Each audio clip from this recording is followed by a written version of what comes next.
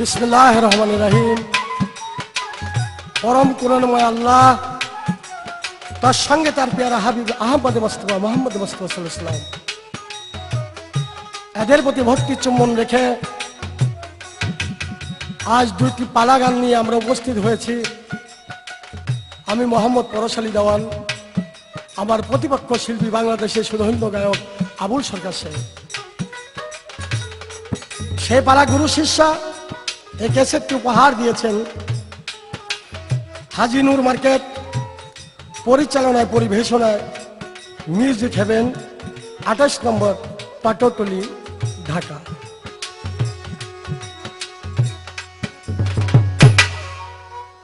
ওই আমার গোসাই বাবা এই কথার জবাব কইয়া দিবা, আমার গোসাই বাবা এই কথা জবাব কইয়া দিবা, আমার গোসাই বাবা।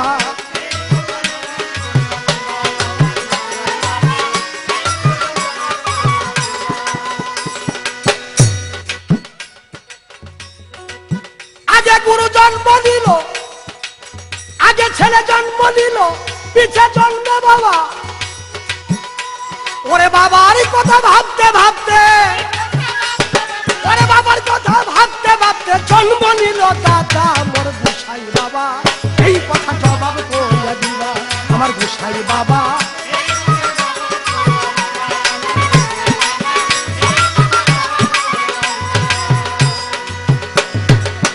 আগে ছেলে জন্ম নিল, পিছে জন্মে বাবা। দাদার কথা ভাবতে ভাবতে, দাদার কথা ভাবতে ভাবতে জন্ম নিচ্ছে বাবা, আমার গোসাই বাবা এই কথা জবাব কইয়া দিবা, আমার গোসাই বাবা এই কথা জবাব কইয়া দিবা।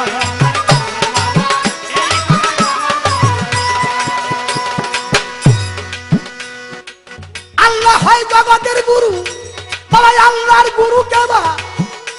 ওরে নবী হইল শিক্ষা গুরু, নবী হলো শিক্ষা গুরু, নবীর গুরু কেবা। এই কথা জবাব কইয়া দিবা, আমার গোসাই বাবা এই কথা জবাব কইয়া দিবা।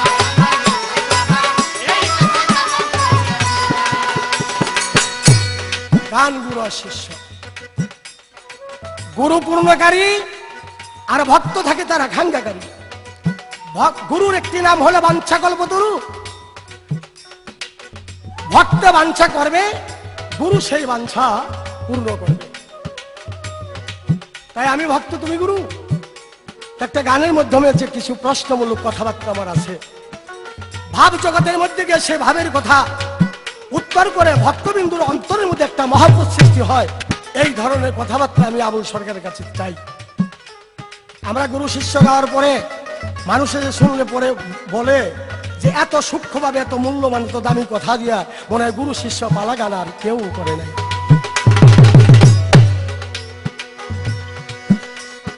আল্লাহ হয় জগতের গুরু, আল্লাহর গুরু কেবা। নবী হলো শিক্ষা গুরু, নবী হলো শিক্ষা গুরু, নবীর গুরু কেবা। ওর গোসাই বাবা এই কথা জবাব কইয়া দিবা, আমার গোসাই বাবা এই কথা জবাব কইয়া দিবা।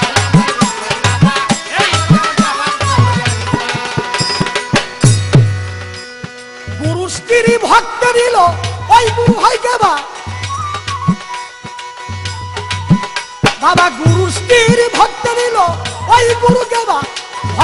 ওরে গুরুর মাথা গাইটা ভক্তের, গুরুর মাথা গাইটা ভক্তের চরণে দেয় সেবা। ওর দয়াল বাবা এই কথা জবাব কইয়া দিবা, আমার দয়াল বাবা এই কথা জবাব কইয়া দিবা।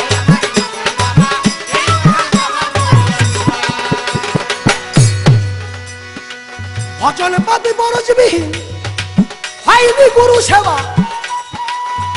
ওরে নিজ গুণে অধীন জেনে, নিজ গুণে অধীন জেনে হাত ধরিয়া দিবা।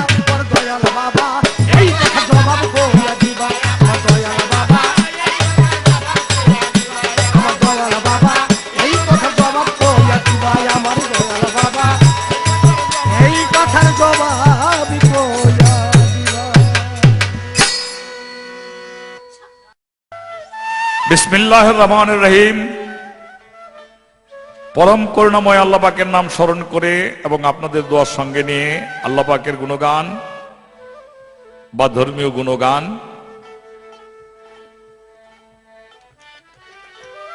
ম্যাজিক হেভেনের প্রযোজনায় এবং পরিবেশনায় আমরা দুই ভাই এই ক্যাসেটটির মধ্যে উপস্থিত হয়েছি। আমি মোহাম্মদ আবুল সরকার, ফতুল্লা নারায়ণগঞ্জ, আর আমার পাশে যিনি আছেন বাংলাদেশের সুনামধন্য, এইসব গায়ক চলে গেলে তো আর পাওয়া যাবে না, তো এখন তো কত গায়কই আছে রে বাবা, গায়ক আছে কিন্তু গায়ক গেছে গা, গায়ক আছে আর গায়ক গেছে গা, আর যাও দুই একজন আছে ও যাইব গা। তো যাই হোক, আমার প্রতিপক্ষ শিল্পী জনাব পরেশ আলী দেওয়ান সাহেব, তিনি আজকে শিষ্যের ভূমিকায় এবং আমাকে দিয়েছেন গুরুর ভূমিকায়, তাই তিনি একটি গান রেখেছেন, প্রশ্নবোধক গান। তিনি প্রশ্নবোধক গানের জবাব আমার প্রশ্নবোধক গানের মাধ্যমে কিছুটা আসতে পারে। সবাই দোয়া করবেন এবং সনাতন ধর্ম মোতাবেক যারা আছেন তারা আশীর্বাদ করবেন। মুসলমানদের প্রতি রইল আমার সালাম এবং সনাতন ধর্মের ভাই যারা আছেন তাদের প্রতি রইল আদাব ও প্রণাম। অন্যান্য ধর্মের জন্য ধন্যবাদ। ছেলে জন্ম নিল বলে হইলাম আমি বাবা, ছেলে জন্ম নিল বলে হইলাম আমি বাবা, বাবা ডাকতে ডাকতে হইয়া গেলাম দাদা, আমার ভক্ত বাসা এই কথার জবাব নিবা হাসা, আমার ভক্ত বাসা এই কথার জবাব নিবা হাসা।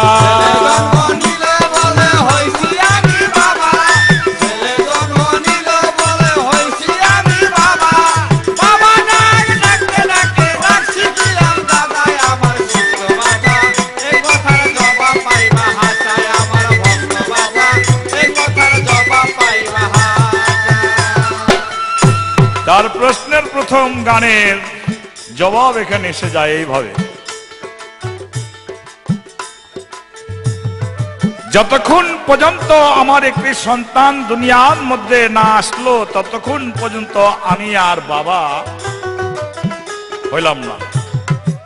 এটা জন্মের দিক দিয়ে বলতে পারেন, এটা সাধনার দিক দিয়েও বলতে পারেন, এটা তরিকার দিক দিয়েও বলতে পারেন। যতক্ষণ পর্যন্ত আমার একজন ভক্ত হলো না ততক্ষণ পর্যন্ত আমি একজন গুরু হলাম না। তার উপরে যদি যান তাহলে আল্লাহ পাক বলেছে আমি কে, প্রশ্ন করেছিল আলাস্তু বিরাব্বিকুম, আমি কে? তার জবাবে তার সৃষ্টিকুল বলিয়াছিল কালু বালা লা ইলাহা ইল্লাল্লাহ, আপনি একমাত্র প্রভু। সেখানেও স্বীকার করা আছে যে স্বীকার করেছে লা ইলাহা ইল্লাল্লাহ, তাই তিনি লা ইলাহা ইল্লাল্লাহ আর সত্য স্বীকার করেছে। এই জন্য বাবার সম্মান একদিক দিয়ে বড়। যদি কোনো সন্তানের পরিচয় না থাকে, যদি কোনো সন্তানকে জিজ্ঞাসা করে তোমার বাবা তুমি কার সন্তান, মার নাম না বলিয়া বলে বাবার নাম, বাবার সন্তান অমুক বাবা, আমার বাবা অমুক, ওই নাম। তুমি যেদিন জন্ম নিয়েছ সেদিন হয়েছি আমি বাবা, কিন্তু আমার বাবাও তো আছে। ওই বাবার কথা তোমার ভাবতে বলছে, আমার ধর্মে বলছে, ধর্ম মানে সত্য। যেমন কৃষ্ণ গীতার মধ্যে বলেছেন ধর্ম অর্থ সত্য, এটা ইসলাম ধর্মে অস্বীকার করে না। তাই সেই বাবার কথা ভাবতে ভাবতে জন্ম হলো দাদা। আমার ছেলে বড় হয়ে গেছে, ছেলের বিয়ে করেছি, পরবর্তী বছর এক নাতি হয়ে গেছে আমার। এদিক দিয়ে বাবার কথা ভাবতে ভাবতে আমি এদিক দিয়ে দাদা হয়ে গেছে। এখন সেই নাতি আমাকে দাদা বলে 2 বছর পরে দাদা বলে। আবার বাবার বাবা যিনি, পীরের পীর যিনি, তাকে বলা হয় দাদা পীর। জন্ম হয়েছে দাদা পীর।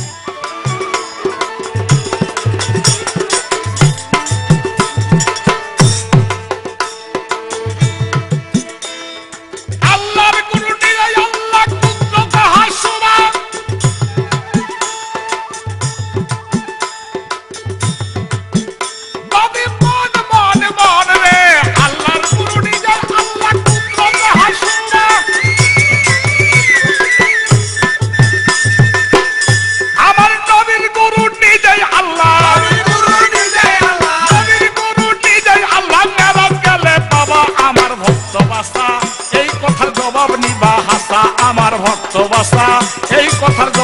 পাইবা হাত। ছেলে জন্ম নিলে বলে হইছি আমি বাবা, ছেলে জন্ম নিলে বলে হইছি আমি বাবা। বাবা ডাক ডাকতে ডাকতে ডাক শিখিলাম দাদায় আমার ভক্ত বাঁচা, এ কথার জবাব পাইবা হাসায় আমার ভক্ত বাঁচা, এ কথার জবাব পাইবা হাসায়। আমার আল্লাহর গুরু আল্লাহ নিজেই, কারণ আল্লাহর নামই তো আল্লাহর পরিচয় দিয়েছে। আল্লাহ আল্লাহ আল্লাহ আল্লাহ মানে কি? কোন একটা মানুষ আল্লাহর ব্যাখ্যা দিল না আজ পর্যন্ত। দিছে আল্লাহ, আল্লাহর অন্যান্য নামের ব্যাখ্যা দিছে, রহিমের ব্যাখ্যা দিছে, করিমের ব্যাখ্যা দিছে, খলিল, জলিল, জব্বার, হান্নান, মান্নান, খান, খালেক, মালেক ইত্যাদি আল্লাহর অন্যান্য নামের ব্যাখ্যা দিয়েছে, কিন্তু আল্লাহ নামের ব্যাখ্যাটা কি দিল? তাই আল্লাহ হলো আল্লাহর গুরু। তিনি এমন একটি শক্তি ছিলেন,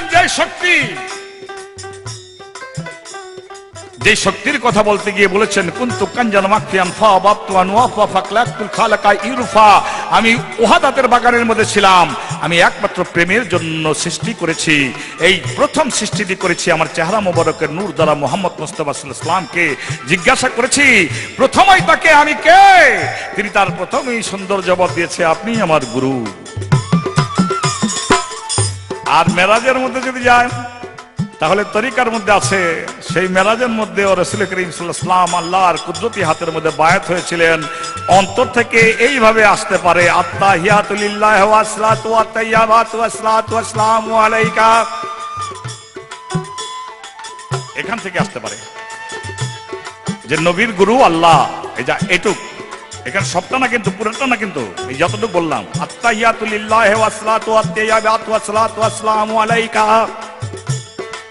এটুকু আমার নবীর কথা। এরপরে আল্লাহ পাক খুশি হয়ে বললেন, আইয়ুহান নবী রাহমাতুল্লাহি ওয়া বারাকাতুহু আসসালামু আলাইনা ওয়া আলা ইবাদিল্লাহি সালিহিন, আপনার প্রতি আমার দয়া রহমত এবং আপনার অনুসারী যারা হবে, যারা হবে পরহেজগারী হবে, সালেহ হবে, আল্লাহকে ভয় করবে, আল্লাহকে চিনবে, আল্লাহকে জানবে, আপনার মাধ্যমে বুঝবে, তাদের প্রতি আমার দয়া। আর ফেরেশতারা বললেন, আশহাদু আন লা ইলাহা ইল্লাল্লাহ, এক আল্লাহ ছাড়া আর কোনো মাবুদ নাই, আশহাদু আন্না মুহাম্মাদুন আবদুহু ওয়া রাসূলুহু, মুহাম্মদ আল্লাহর সৃষ্টি, ইট ইজ রাইট।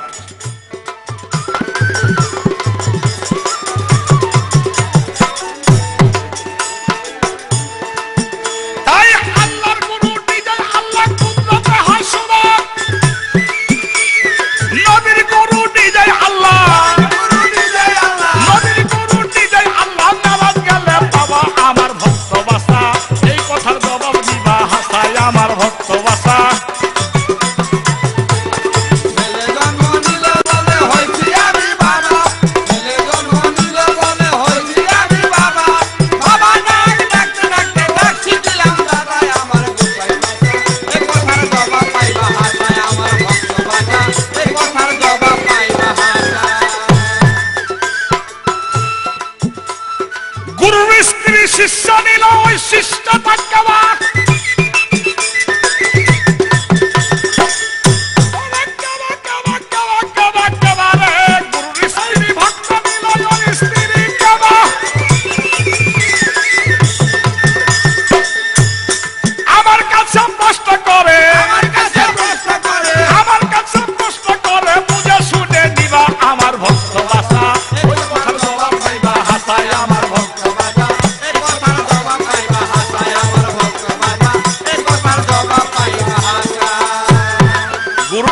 ভক্ত নীলের প্রশ্নের জবাব যদি এত কম কথায় তো সিটিতে বলা যায় না, বিসিটিতে, তবুও সংক্ষেপের মাধ্যমেই বলতে হবে, যেটা নারায়ণের এক ভক্ত ছিল, নাম ছিল তার বিপ্রমণি। এটা সনাতন ধর্ম মোতাবেক বলা হয়, বিপ্রমণি মাথার নিচে আগুন দিয়া তিনি তপ করতেন, পাও দুটো উপর দিকে বেঁধে। তিনি 12 বৎসর তপ করার পরে স্বয়ং নারায়ণ আর লক্ষ্মী তার স্ত্রী বৈকুণ্ঠ বিহার থেকে তার সামনে এসে উপস্থিত হতে বাধ্য হয়ে বলল, কি চাস? দেখে বাম দিকে লক্ষ্মী, ভক্ত কইল কি চাই, দেখ গুরু একটু পরীক্ষা করি, মনে মনে চিন্তা করে আইসে, অথবা তার দিকে লোভ লাগিয়ে গেছে, মাথার নিচে আগুন দিয়ে লেবো কি? কোন কোন পুরুষ বলা কয় না এরকম, তোরা না পাইলে আমার জীবন দিয়ে দেবো রে, এরকমও আছে কিছু। তপ তো করে আবার 12 বছর চলে গেল, আবার তারা আসলো, আয়সা বললো কি চাস? বললো ওই লক্ষ্মীরে চাই। আবার 12 বছর চলে গেল, আবার 12 বছর পরে লক্ষ্মী নারায়ণ নিজে আসলো, কি চাস? বললো ওই লক্ষ্মীরে চাই। সবসময় এক কথা, লক্ষ্মী কয় নারায়ণ তুমি হলে জগতের গুরু, তো গুরুর কর্তব্য হলো ভক্তের বাঞ্ছা পূর্ণ করা, তুমি ভক্তের বাঞ্ছা পূর্ণ করবা। তো তোমার এই সনাতন ধর্ম মোতাবেক বলা হয় যে সেই নারায়ণ বলেছিল ভক্তের বাঞ্ছা পূর্ণ করব, যে লক্ষ্মী তুমি এই যুগের মধ্যে নয়, সত্যের পরে ত্রিতা, ত্রিতার পরে দাপর, এই দাপরের যুগে তুমি আইন ঘোষের স্ত্রী হিসাবে, রাধা হিসাবে, লক্ষ্মী হইয়া রাধা হিসাবে জন্মগ্রহণ করবে, আর আমি কৃষ্ণ হইয়া মথুরার মধ্যে জন্মগ্রহণ করব। প্রেম লীলা থাকবে তোমার সঙ্গে আমার সঙ্গে, কাম লীলাও থাকবে তোমার সঙ্গে আমার সঙ্গে, মথুরার লীলাও থাকবে, বৃন্দাবনের লীলাও থাকবে। আমি সেই ভক্ত হিসাবে তোমার কাছে আমার স্ত্রীকে 3 যুগের পরে দান করলাম, কিন্তু তুমি ওর পূজারী হিসাবে থাকবো আমি। তোমার সেই কাম ভাব উঠে নেবে, কাম মার্গ দেশ থেকে তোমাকে আলাদা বিলুপ্ত করা হবে। তুমি কামের মার্গে গিয়া তুমি তোমার লক্ষ্মীকে, আমার লক্ষ্মীকে তুমি আমার কাছে প্রার্থনা করেছো, আমি দিলাম। কিন্তু একটা জিনিস জেনে রেখো, কামুক শিষ্যের কখনো ভক্তি গুরুর দরবারে কবুল হয় না, কামুক শিষ্যের ভক্তি কখনো গুরুর দরবারে কবুল হয় না।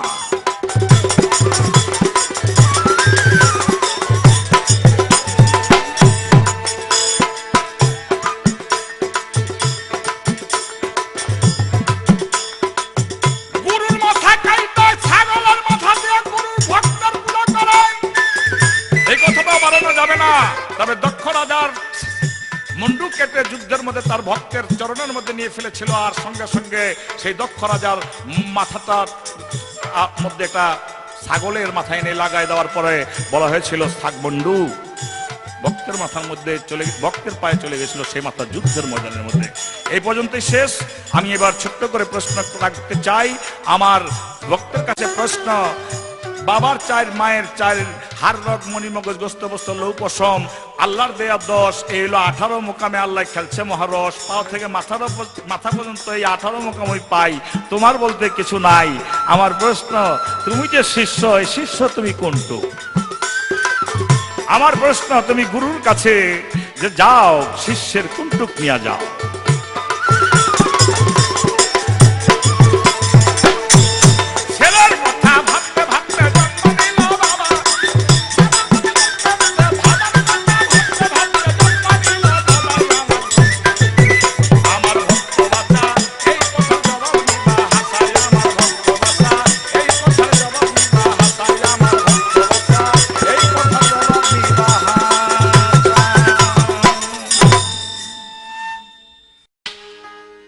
আমি যুগে যুগে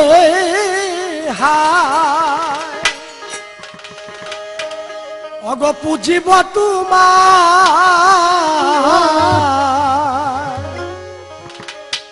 আমি শ্যামরু হেরিব 2 নয়নে, মম প্রণাম লহ চিচরণে। হে প্রভু দয়াময়, মম প্রণাম লহ চিচরণে। হে প্রভু দয়াময়, প্রণাম চিচরণে। হে প্রভু দয়াময়, প্রণাম চিচরণে। মম মন্দিরে এসো হে দেব, বাজাব বীণা, বাজাব শঙ্খ, মম মন্দিরে বাজাব বীণা, বাজাব শঙ্খ। আমার প্রেম আখি জল ঝরে অভিরোল, আমার আমার প্রেম আখি জল ঝরে অভিরোল, চন্দন পরাব শ্যাম বদনে, মম প্রণাম লহ। চিচরণে।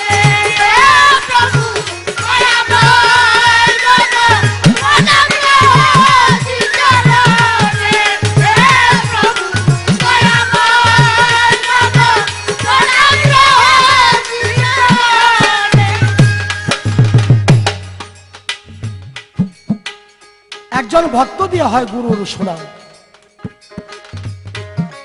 একজন গুরুর যদি একজন ভক্ত না থাকে, সে গুরুর কোনো মূল্যায়ন হয় না। আমি যদি তাকে গুরু না বলেছি, কিসের গুরু? একজন ভক্ত দিয়ে গুরু প্রকাশ, তাই গুরু বলেছে। সাধু গুরু বৈষ্ণব ধর্মে বলেছে, ভক্তই আমার মাতা পিতা, ভক্তই আমার গুরু, আর ভক্তই আমার নাম রেখেছে বাঞ্ছা কল্পতরু। ভক্ত ছাড়া তো গুরুর কোনো উপায় নেই।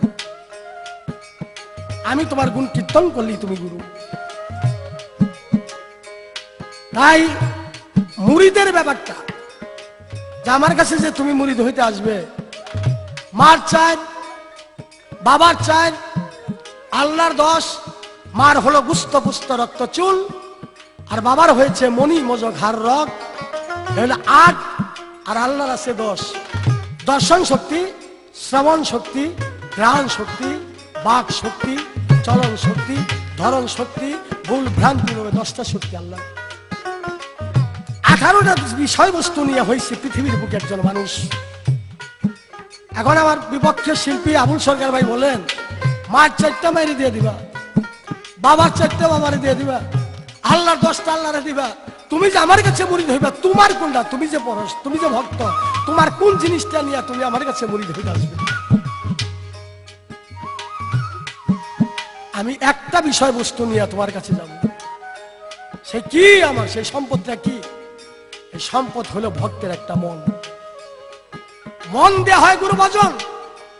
টাকা পয়সা ধন দৌলত দিয়া কখনো গুরু ভজন হয় না, গুরুর কাছে যাওয়া যায় না। ভাবক কবি বিজয় সরকার বলেছে, মণিমুক্তা হীরা কাঞ্চন থাকলে পরে ঘরে, অর্থ থাকলে সব পাওয়া যায় 2-1 দিন পরে। ওরে মনে বিক্রি হয় মনের দরে, মন মিলে না হীরা মুক্তা কাঞ্চনে যারে হারিয়েছি। দয়াল, আমার এমন কোন ধন দৌলত কিছু নাই যে আমি তোমার শ্রীপদে বিসর্জন দেব, প্রেমাঞ্জলি দিব। একমাত্র থাকার মধ্যে আমার একটি মন, এই মনটা আমি তোমার কাছে বিকৃত করতে চাই। আর কি বিক্রি করব? মনের সাথে আমার যা কিছু আছে, আমার আজিজি মিন্নতি ভক্তি, এই নিয়ে তোমার কাছে আমার যাওয়া। এই ছাড়া আমার কোনো সম্বল আর দেওয়ার কিছু নেই। যদি আমার দয়াল গুরু আমাকে কৃপা করে গ্রহণ করে নেয় যে সে আমার একজন ভক্ত, আর নিতে হবে। আমি যেখানে তুমি সেখানে, তুমি যেখানে আমি সেখানে। আল্লাহ পাক তার পবিত্র কোরআনে সূরা ফাতির 10 নম্বর আয়াতের মধ্যে বলেছে, তোমার মুরিদ হইতে হবে।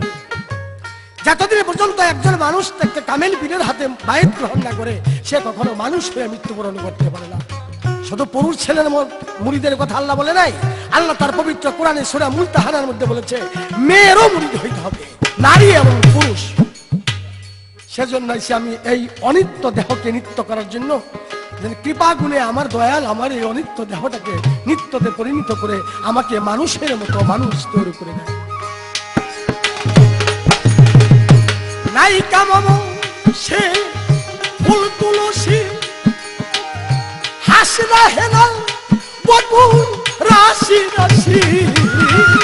নাই কামাবো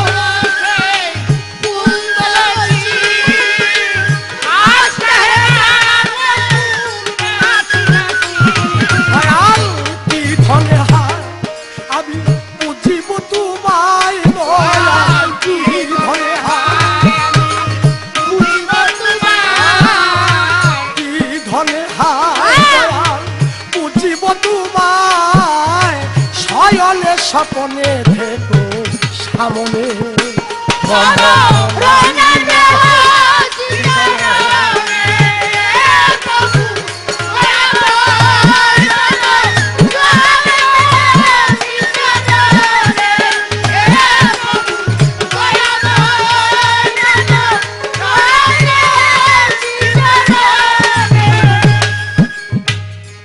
এ সহে কিশোর রাধা শ্রীমতী, দেখিব তোমার যুগল মূরতি।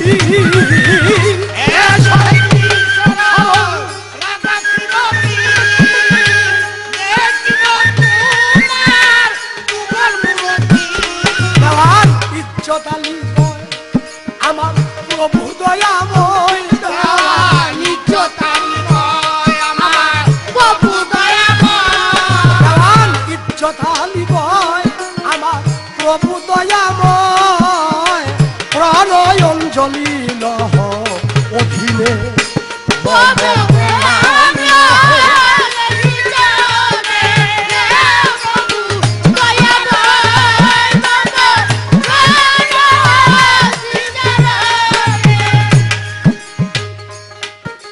একজন গুরুর কর্তব্য একজন ভক্তকে মুরিদ করা। সেজন্য কোরআন হাদিসের কিছু শাখা প্রশাখা কিনে ধরলাম, যাতে কোনো আলেম সম্প্রদায় লোক আমাদের গুরু শিষ্যর পালাটাকে তারা অযোগ্য মনে করে। যেখানে কিছু কোরআন কিছু হাদিস। আমার হযরত মুহাম্মদ মুস্তাফা সাল্লাল্লাহু আলাইহি ওয়াসাল্লাম বিদায়ের হজের দিনে বলেছিল, যে জায়গার নাম ছিল গাদিরে খুম, 100 লক্ষ লোক প্রস্তুত হয়েছিলেন যে আমি তোমাদের জন্মচক্ষে আড়ালে চলে যাব, আর তোমরা আমাকে পাবে না। তবে তোমাদের জন্য আমি দুইটা বৃহৎ বস্তু রেখে গেলাম। 1 নম্বরে রেখে গেলাম আল্লাহর কোরআন, আর 2 নম্বরে রেখে গেলাম আহলে বায়াত। আহলে বায়াত, আহলে বায়াত, তোমরা কামে মুর্শিদের কাছে বায়াত গ্রহণ করো। কার কাছে বায়াত গ্রহণ করবে? আমার হযরত মুহাম্মদ মুস্তাফা সাল্লাল্লাহু আলাইহি ওয়াসাল্লাম বলেছে, আমার আহলে বায়াত মানে আমার বংশীধরের কাছে মুরিদ হইতে হবে। আর তুমি যার কাছে মুরিদ হবে, তুমি কখনো মনে করো না সেটা মানুষের হাতে বায়াত হয়েছে। পীরের হাত তো রাসূলের হাত, আর রাসূলের হাতের উপর আমার আল্লাহ। আমার রাসূল বলেছে, যদি ভক্ত মুরিদ হইতে চায়, আগে দেখতে হবে ওই পীরের গায়ে রাসূলের 10টা আদর্শ শক্তি আছে কিনা, চিহ্ন আছে কিনা, তার কাছে মুরিদ হবে। আর রাসূলের 10টা আদর্শ চিহ্ন না থাকলে ওই গুরুর কাছে কখনো মুরিদ হইও না। আমার জানা দরকার আবুল সাহেব আমার গুরু, আমার জানা দরকার আপনার 10টা আদর্শ শক্তি আছে কিনা, এটা যাচাই করে তারপরে আমার মুরিদের ব্যবস্থা করবে।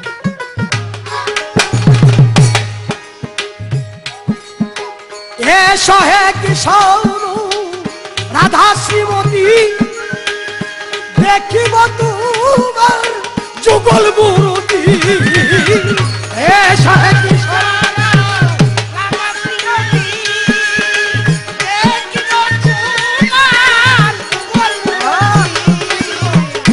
ইজ্জতালি কয় আমার প্রভু দয়াময় দেওয়া, ইজ্জতালি কয়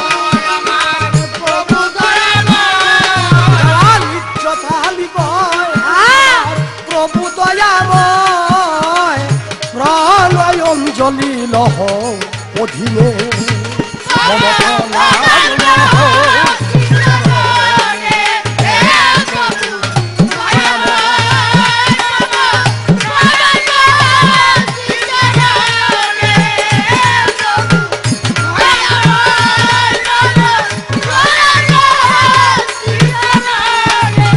যুগে যুগে হায় আমি বুঝিব তোমায় দয়াল, যুগে যুগে হায়,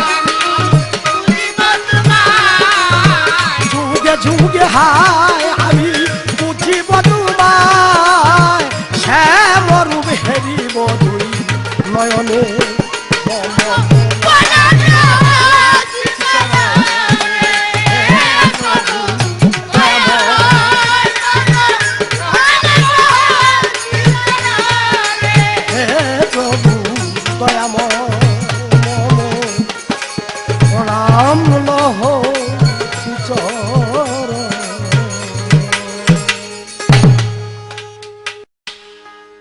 আমি যুগে যুগে হায় অগ পুজিব তোমার,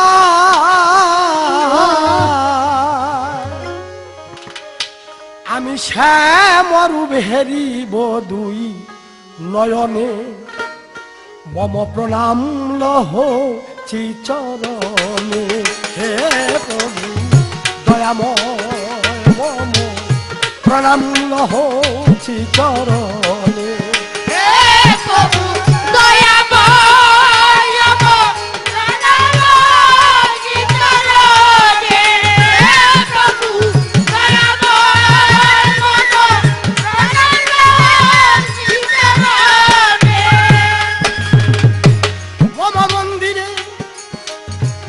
হে দেব বাজাব বীণা, বাজাব শঙ্খ মন্দিরে,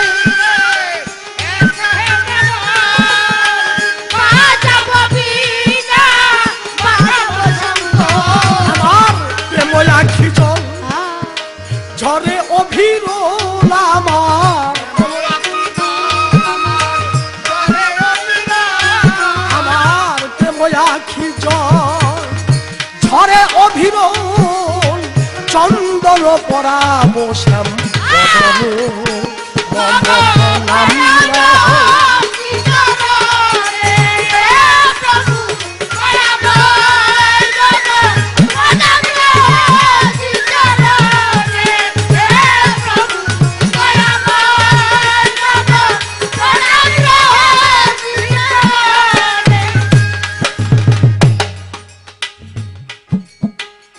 একজন ভক্ত দিয়ে হয় গুরুর সুনাম। একজন গুরুর যদি একজন ভক্ত না থাকে, সে গুরুর কোনো মূল্যায়ন হয় না।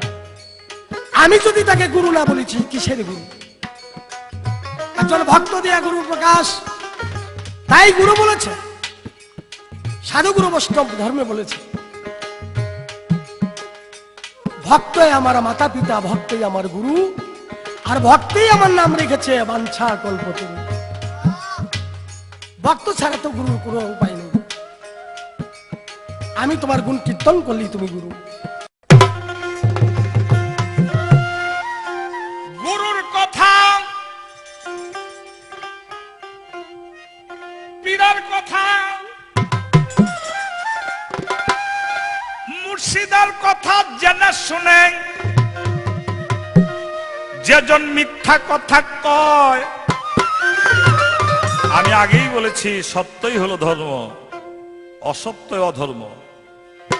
যেজন মিথ্যা কথা কয়, তোমরা তার কাছে কেউ যাইও না, তোমরা তার কাছে কেউ যাইও না, যার কাছে নাই গুরুর কথা।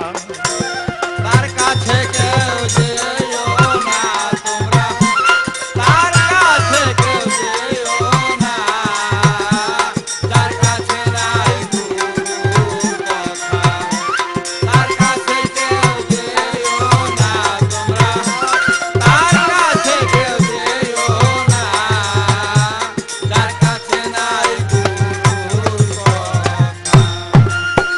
আমার ভক্তের গান আর কথা সামান্য একটু পার্থক্য আছে। গানের মধ্যে তারা আজিজি আছে, কিন্তু কথার মধ্যে আবার একটু আর আছে।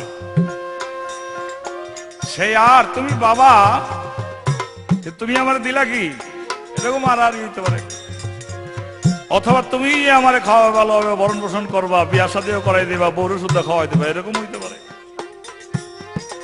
এরকম দুইটা ভাবের মধ্যে চলছে আর কি। যেমন গানের মধ্যে বলেছে, আমি যুগে যুগে তোমায়, আমি যুগে যুগে হায় পুজিব তোমায়, আমি শ্যাম রূপ হেরিতে দুই নয়নে, মম পূর্ণাম লহ শ্রী সরবে। হায় হায়, তুমি কি জানো না, তোমার গুরু বলে দিল,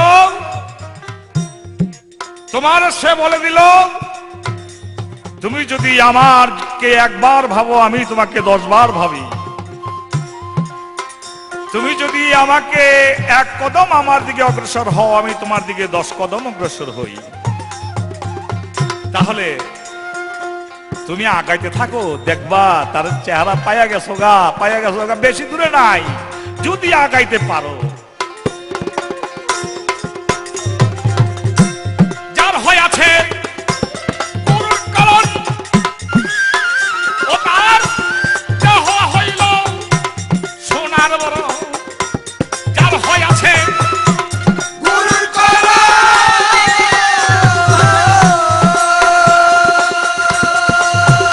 ও তার দেহ হইল সোনার বড়। জন্ম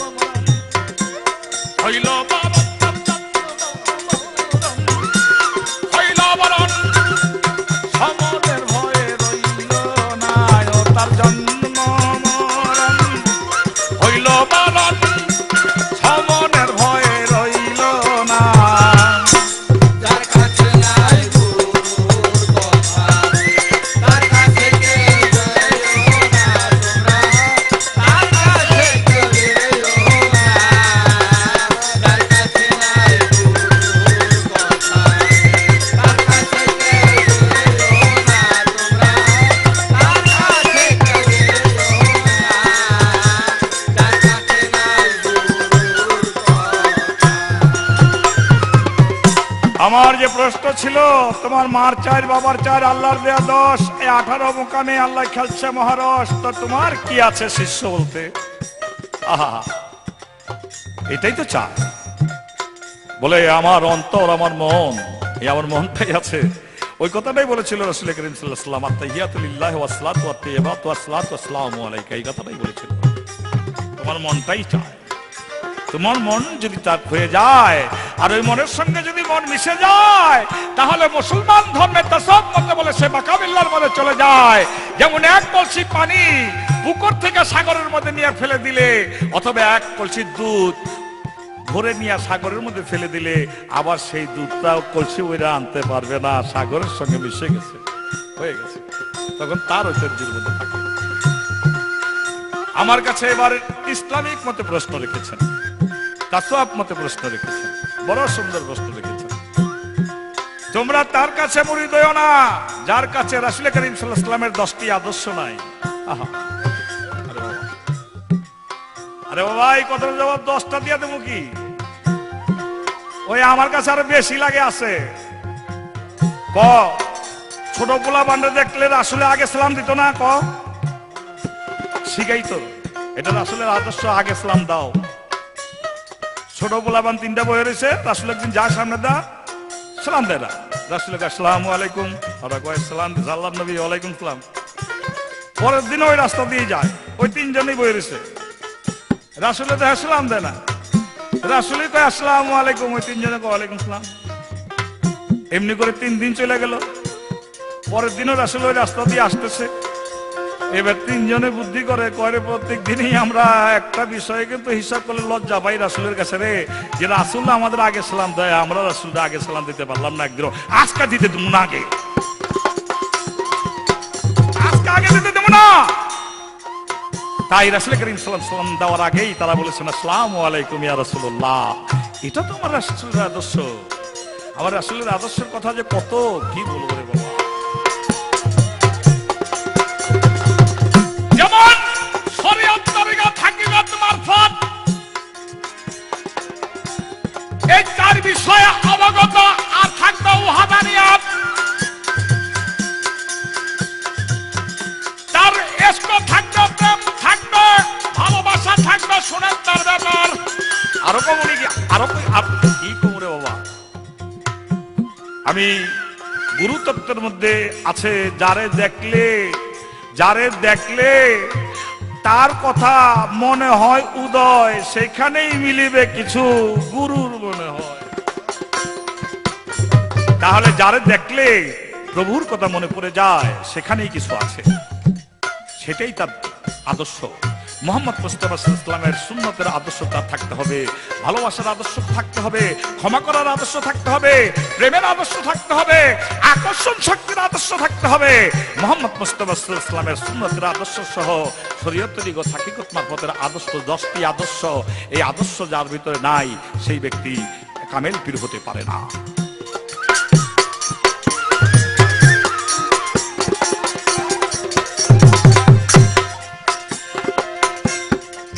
আছে গুরুর করা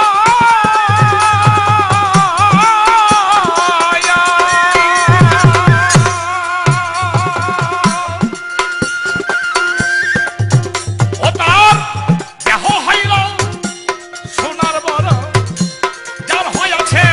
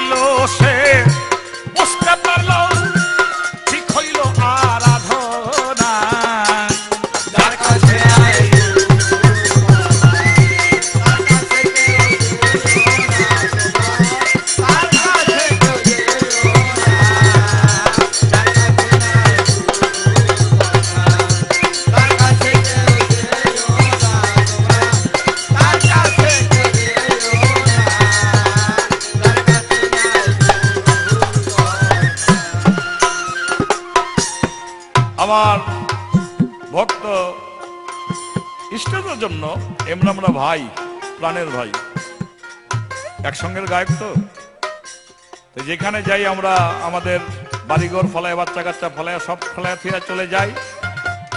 সেখানে গিয়ে আপনের মধ্যে সবচেয়ে বড় আপন এই গায়করাই হয়, সঙ্গীরা সঙ্গীরাই হয়। কিন্তু আজকের পাল্লা ভক্ত আর গুরু, গুরু এবং শিষ্য। আমার প্রথম প্রশ্নের জবাব আমি পেয়েছি তার অন্তর। আমি এবার একটি প্রশ্ন করব, এই অন্তরটাকে বাস্তবে পরিণয় করতে গিয়া কোন ভক্ত তার মাথা কেটে, কোন ভক্ত তার মাথা,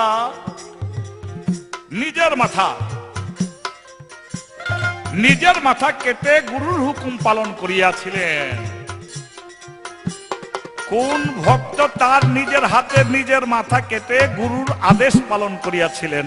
এই আমার একটি, ওই যে মন, এই মনের লগে বাহিরের সম্পর্কটার কথা বলছি। তার কাছে কেউ যেও না গো, তার কাছে কেউ যেও না, যার কাছে নাই গুরুর কথা, তার কাছে কেউ যেও না তোমরা, তার কাছে কেউ যেও না, যার কাছে নাই গুরুর কথা, তার কাছে কেউ যাইও না তোমরা, তার কাছে কেউ যাইও না, যার কাছে নাই গুরু কথা।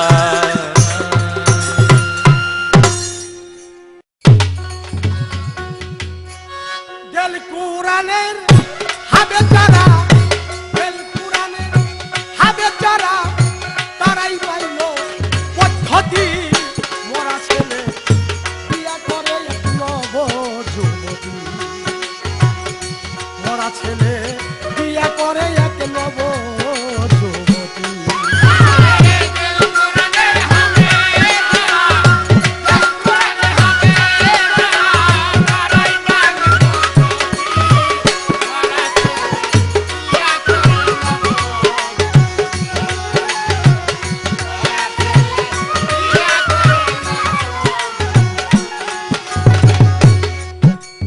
আমার ভাই আবুল শরীফ প্রশ্ন করেছে, আমি তার জবাব করেছি যে আমার আর কিছু নাই, দয়াল আছে শুধু মন। এই মনটাকে আমি গুরুর শ্রীপদে বিসর্জন করতে চাই। আসলে মন যে বিসর্জন করব, মনের গতি তো আমার ঠিক হয় না, মন তো খালি আমার এদিক সেদিক করে। মন একটা পাগলা ঘোড়ার মতো, মন স্থিতি থাকে না, এক জায়গায় থাকে না। আমার মন খালি ঘোরাফেরা চলাফেরা করে। তোমার পদে তো আমার মন বসতে চায় না। এমন কি আছে আমার মনকে কন্ট্রোল করে তোমার শ্রীপদে বিসর্জন করা যায়? সে মনের উপরে ভিত্তি করে একটি গান। সে বিয়েতে কেউ রে গাইলো গান, কেউ পরে বাইবেল গীতায়, আবার কেউ পরে কোরআন।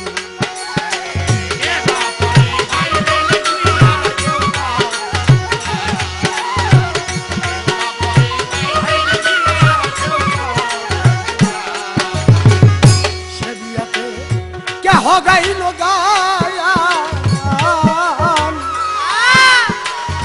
কেহ পরে বাইবেল গীতা, কেউ পরে কুরআন, আবার কেহ বা দিতেছে আযান,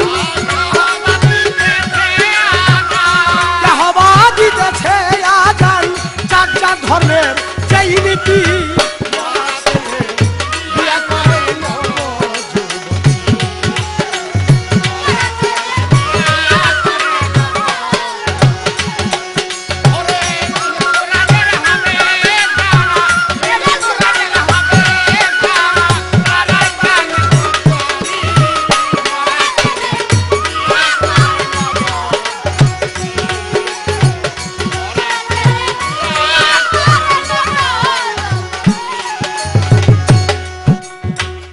মরা স্বামী বরেতে থুয়া,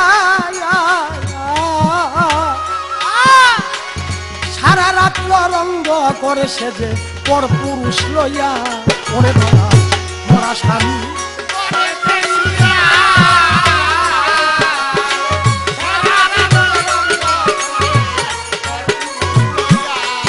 আবার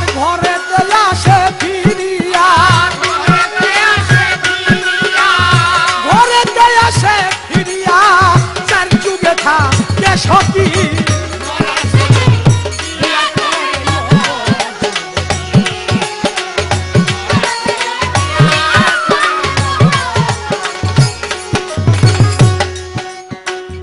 রূপের কন্যা রসের নাগরী সারা জীবন প্রেম করিল সে যে তুই জগৎ জুড়ি রূপের কন্যা রসের নাগরী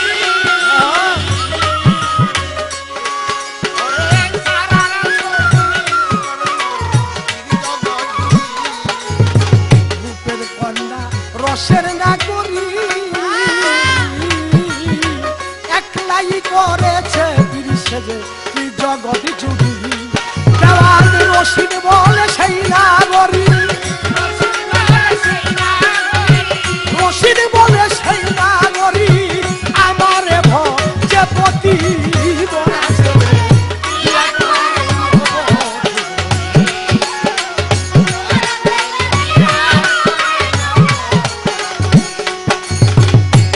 জিজ্ঞাসা করলেন সবাই দাঁড়াইয়া আমার আবুল ভাই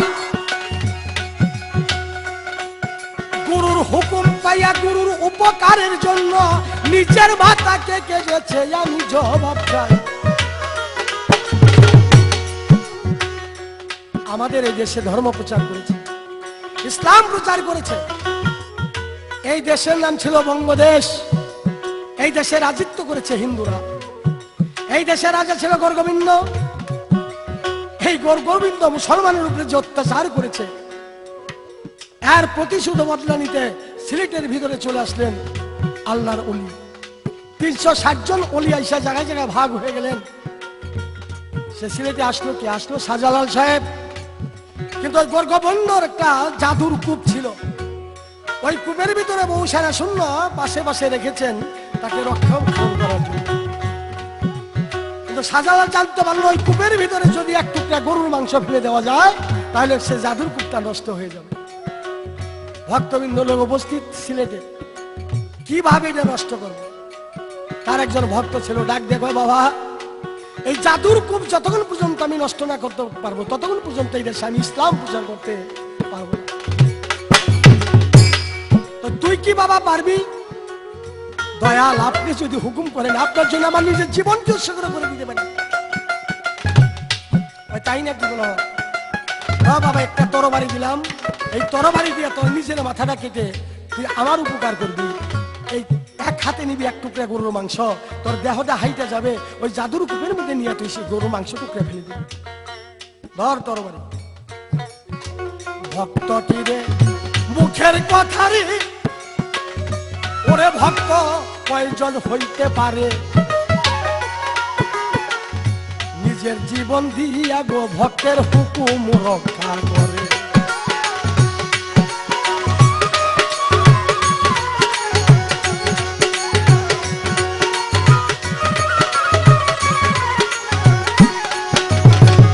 নাম ছিল তার হোসেন আলী গুরুর হুকুম পাইয়া ওরে নিজের মাথা নিজে গো কাটলো তরবারি দিয়া ডান হাতে লইছে গরুর মাংস টুকরা ওই দেহটা দৌড়াইয়া যায় ওরে প্রহরীদার যত ছিল তারা সবাই দেখতে পায় সবাই করে একটা আশ্চর্য ব্যাপার আমরা কি আর জাদুকর আমার চেয়ে বড় জাদুকর মাথা নাই এই দেহটা হাইটে হাইটে আসতেছে ওরা দেখে ভয় পাইয়া সব পালিয়ে গেছে আর এক টুকরা গরুর মাংস হোসেন আলী ওই কূপের মধ্যে নিক্ষেপ করেছে তার জাদুর কূপ শেষ আরে মাথাটা পড়েছে যে সুরমা নদীর তীরে ওটা ভাসতে ভাসতে ভাসতে ভাসতে সেই মাথা চলে গেছে একদম খড়মপুরে আখড়া ওইখানকার লোকে বহু লোক দেখে কাটা মাথায় কালমা পড়ে কাটা মাথার সাথে কালমা পড়ে বহু হিন্দু লোক মুসলমান হয়েছে এখন তারে মাটি দেওয়া হয়েছে তার নাম হয়েছে কাল্লা শাহ ওই খড়মপুরে আখেরা গুরুর হুকুমকে রক্ষা করার জন্য যে ভক্ত নিজের মাথাকে কেটে দিতে পারে আমি তো ওই রকমের একজন ভক্ত ওই রকম একজন ভক্ত যাতে গুরুর নামে নিজের দেহকে আমি বিসর্জন করে দিতে পারি দয়াল আমার ছোট্ট একটি বিষয় জানা দরকার কি জানা দরকার গুরু ভজন করতে গেলে 6টি দেশ অতিক্রম করতে হবে, 6টি দেশ পার হয়ে গুরু ভজন। আমার জানা দরকার এই 6টি দেশ কি কি, তার কাজকর্ম কি, ছোট একটি বিষয় আমার সূক্ষ্মভাবে তার প্রভাব পড়ে। ধন্যবাদ। ওই ওরে তেল কুরানে হাতে যারা, তেল কুরানের হারে যারা, তারাই জানে পদ্ধতি।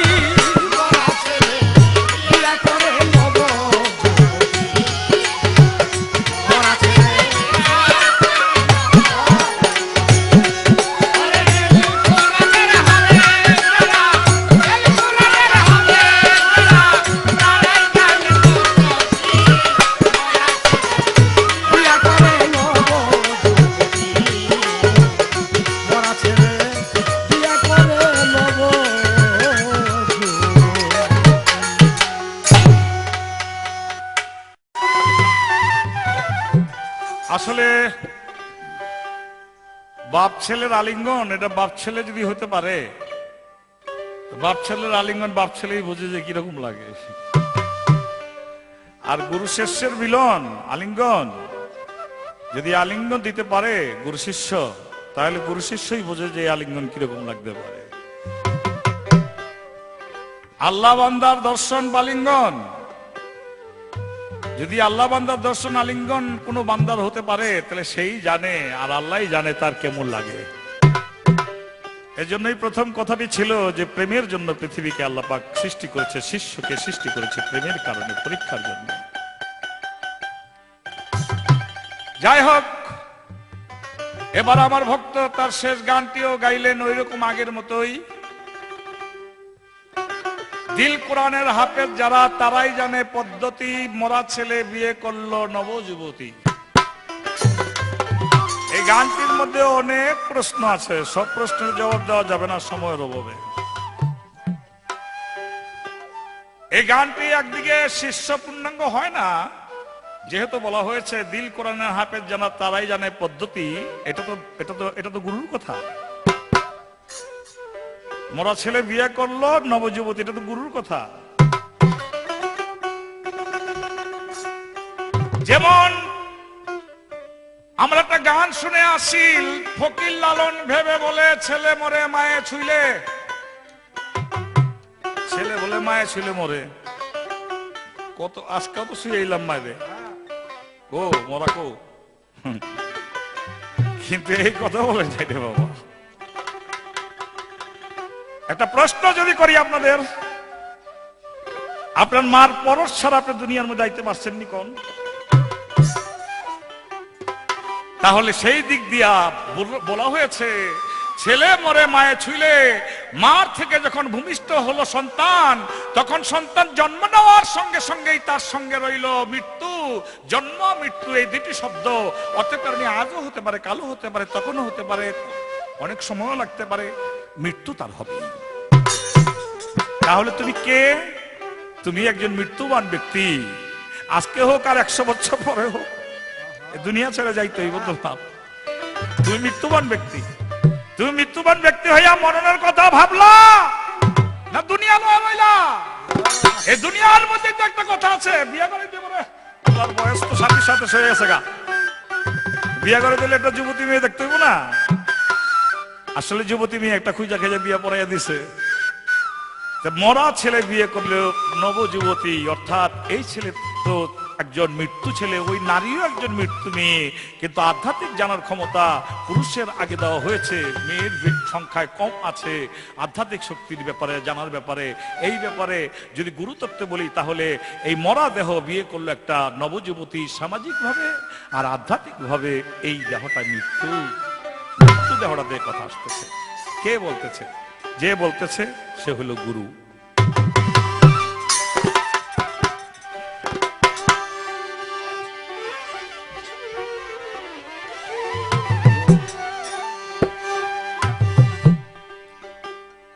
কথা তো বেশি বলবো না, অল্পই বলবো, সময়ের অভাব, আগেই বলেছি। তা আমি বললাম আমি তো গুরু, তোমার মনটাই চাই। বলে মনটা তো চাও গুরু, বুঝলাম, কিন্তু মন যে এদিক ওদিক যায়, এদিক ওদিক যায় দেখেই তো আমি বলি যে মন যেন এদিক ওদিক না যায়, আমার দিকে আয়, আমার দিকে আয়, আমার দিকে আয়। কথা বলে না, লোক দেখানো নামাজ পড়িস না, লোক দেখানো নামাজ পড়িস না। মনে করতে হবে যে আমি আমার আল্লাহর সঙ্গে কথা বলছি, অথবা দেখছি, অথবা তার সামনে দাঁড়িয়েছি। একটা তোমার এই স্মরণ থাকতে হবে। আর যদি ওইসব নামাজে কাবাতে শরীফাতে আল্লাহু আকবার, হুজুরের কাম তো হুজুরে করতেছে, আর নিজের মনের মধ্যে তো ব্যবসার কথা মনে রয়েছে।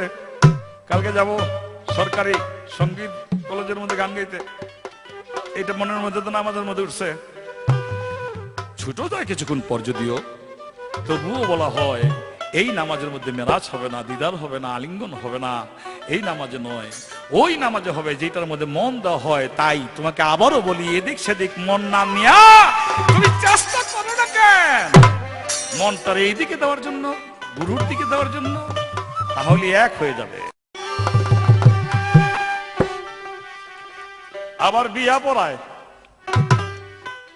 ঘরে মুসলমানদের মধ্যে যদি বাচ্চা হয়, ছেলে হয়, তাহলে আজান দিতে বলে আল্লাহু আকবার, আল্লাহু আকবার, আল্লাহু আকবার, আল্লাহু আকবার। যখন মরে যায় আর আজান নাই। আবার কেউ ওই মরার পরে দেখা যায় যে কোরআন, মুসলমান হলে কোরআন শরীফ পড়তেছে, খ্রিস্টান হলে বাইবেল পড়তেছে, হিন্দু হলে গীতা পড়তেছে, যার যে ধর্মে যেটা সেটা পড়তেছে, পাঠ করতেছে। এই করলেই যে সবকিছু হয়ে যাবে তা নয়। সবকিছুর মূল ওই অন্তরটা, ওই মনটার কথা আবারও বলি। ওই মনটা যার আছে প্রভুর দিকে, গুরুর দিকে, তার বাহিরের বাইবেল গীতা না হলো আর চলবে ওই মুহূর্তের জন্য, কারণ সে কাজ করে গেল।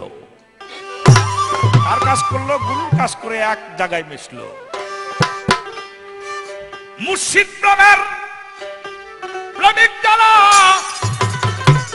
আমার দয়াল প্রেমের প্রেমিক যারা, ভাষা প্রেমর রসে দুই অঙ্গে এক অঙ্গ হইয়া সই রূপে গেছে মিশে।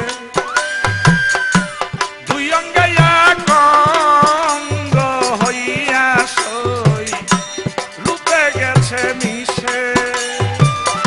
মুর্শিদ প্রেমের প্রেমিক যারা, গুরুর প্রেমের প্রেমিক যারা, ভাসে প্রেম রসে দুই অঙ্গে এক অঙ্গ হইয়া সই রূপে গেছে মিশে।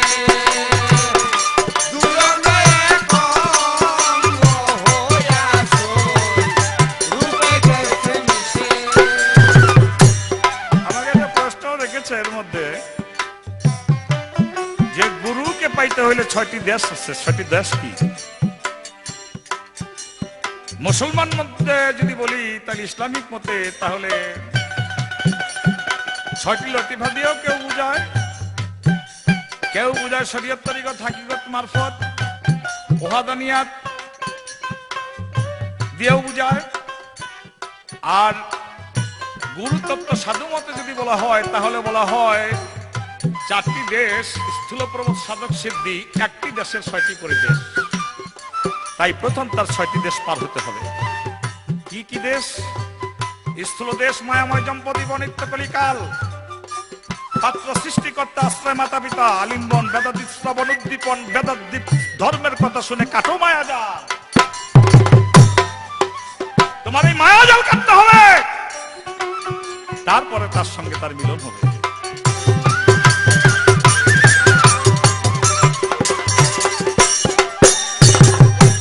এই অঙ্গেতে লাগলে আঘাত,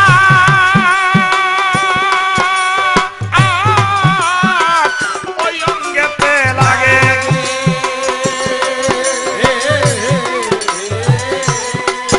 আর প্রেমানন্দে প্রেমায় আঘাত, আঘাত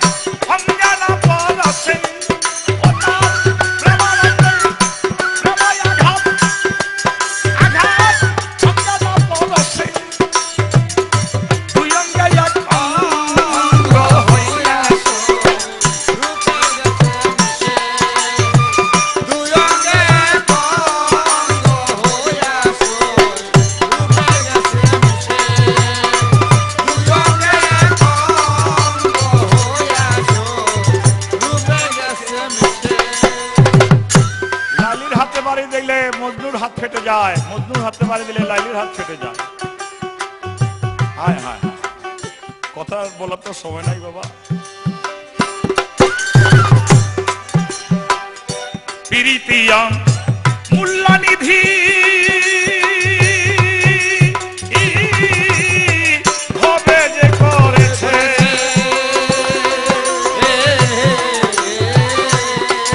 আরে প্রীতিয়া মূল্যনিধি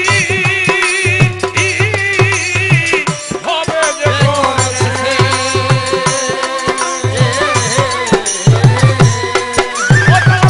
ভালোবাসা চন্দ্রতিথি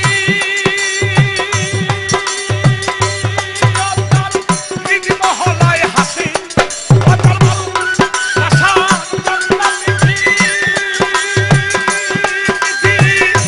মহলায় হাসি, দুই অঙ্গে এক অঙ্গ হইয়া সই রূপে গেছে মিশে, দুই অঙ্গে এক অঙ্গ হইয়া সই রূপে গেছে মিশে, দুই অঙ্গে এক অঙ্গ হইয়া সই রূপে গেছে মিশে, দুই অঙ্গে এক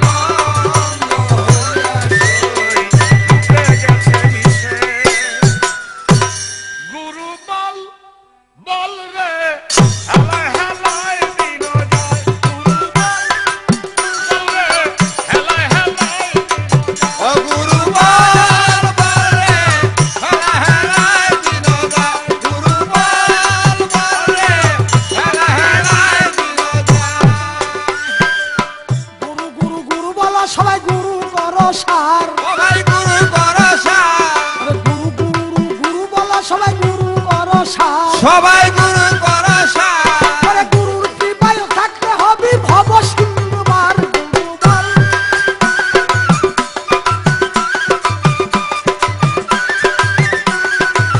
হেলা হেলায় দিন যায়, আইসো ভাবে যাইতে হবে তার করেছ কি, ও ভাই তার করেছ কি, এই আইসো ভাবে যাইতে হবে তার করেছ কি, ও ভাই তার করেছ কি, ওরে কার কাছে রাখিয়া যাবি তোর সিন্ধুকের চাবি, গুরু বল বল রে হেলা হেলায় দিন যায়, গুরু বল বল রে হেলা হেলায় দিন যায়, আরে আইসি ভাবে যাইতে হবে তার পরিণাম কি, আরে আইসি ভাবে যাইতে হবে তার পরিণাম কি, ওই আমার দয়াল গুরু সামনে থাকলে আমার ভাবনা কি, গুরু বল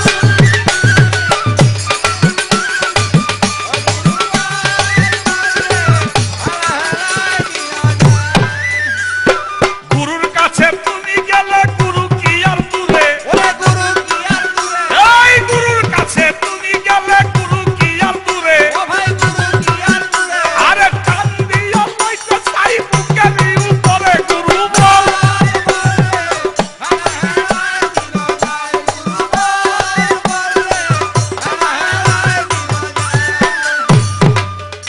আমি ভক্তর মতো ভক্ত হইয়া যদি লইব দূরে,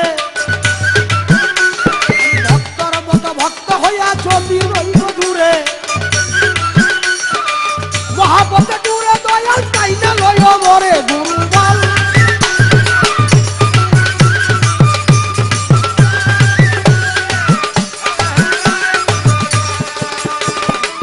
মহাপতি বই আমি ডাক চাইছো যখন তুমি, মহাপতি বই আমি চাইছো যখন তুমি, ভালোবাসা লাইকা হইও তুমি, আমি আমি তুমি না,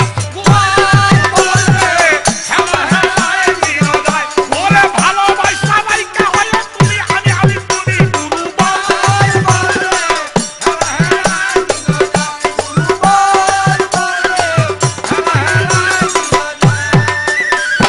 দূরে থাকলে তোমার কি হাই দয়া হইল না, এইটা তোমার দয়াল চান বিশ্বাস হইল না, ওরে নবীর ভক্ত অস্করণী থাকতো দূরে দূরে, বৃত্ত পথে গায়ের জামা দিয়া গেল তারে, নবীর ভক্ত অস্করণী থাকতো দূরে দূরে, ওরে মরার টাইমে গায়ের জামা দিয়া গেল তারে,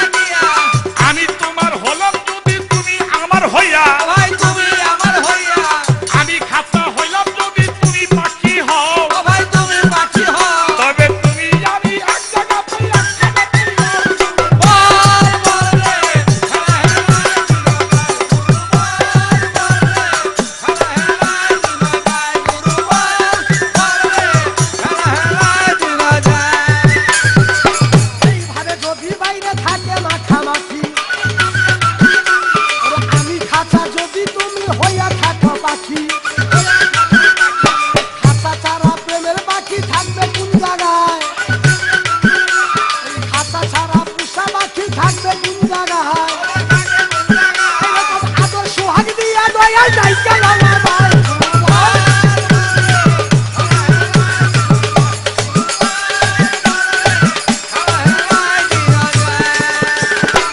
দিনে রাতে আদর সোহাগ আমি তোমায় দিয়া, ওরে আমি তোমায় দিয়া, দিনে রাতে আদর সোহাগ আমি তোমায় দিয়া, ওরে আমি তোমায় দিয়া, আমি থাকি জাগনা আর তুমি থাকো ঘুমাইয়া, ওরে তুমি থাকো ঘুমাইয়া, আমি থাকি জাগনা আর তুমি থাকো ঘুমাইয়া, তুমি থাকো ঘুমাইয়া, আমি তবু তোমায় জাগাইয়া লই শুনো দিয়ানম, তোমার দিবারা, আরে একদিন যেন হইতে পারি দুজনে মিলন।